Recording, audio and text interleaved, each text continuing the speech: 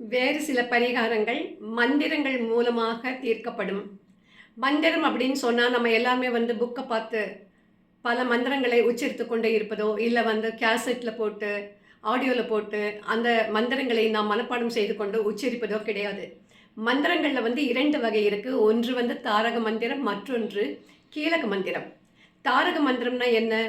ஓம் நமோ நாராயணாய, ஓம் நம சிவாய, ஜெய ஜெய் சங்கர ஹரஹர சங்கர, ஓம் வாசுதேவாய நமக. இது மாதிரி நல்லா சொல்லக்கூடிய இந்த மந்திரங்கள் எல்லாமே தாரக மந்திரங்கள். இந்த தாரக மந்திரங்களை யார் வேண்டுமானாலும், எப்பொழுது வேண்டுமானாலும், எந்த நிலையில் வேண்டுமானாலும் நீங்கள் குளித்தோ குளிக்காமலோ, அமர்ந்தோ நின்றோ படுத்துக்கொண்டோ சாப்பிட்டு கொண்டோ எப்பொழுதுமே உங்கள் மனதிலே இந்த மந்திரங்களை நீங்கள் உருவேற்றிக் கொண்டே இருக்கலாம். இதற்கு தாரக மந்திரங்கள் என்று பெயர்.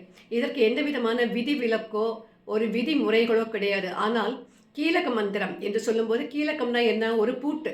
அந்த பூட்டை திறக்கணும்னா என்ன வேணும்? ஒரு சாவி வேணும். இந்த கீலக மந்திரங்களை திறப்பதற்குண்டான சாவிகளை நாம் ஒரு குரு மூலமாக மட்டும்தான் பெற்றுக்கொள்ள முடியும். லட்சோப லட்சமாக மந்திர உபாசனைகள் செய்த குருக்கள் இருக்கிறார்கள் இல்லையா?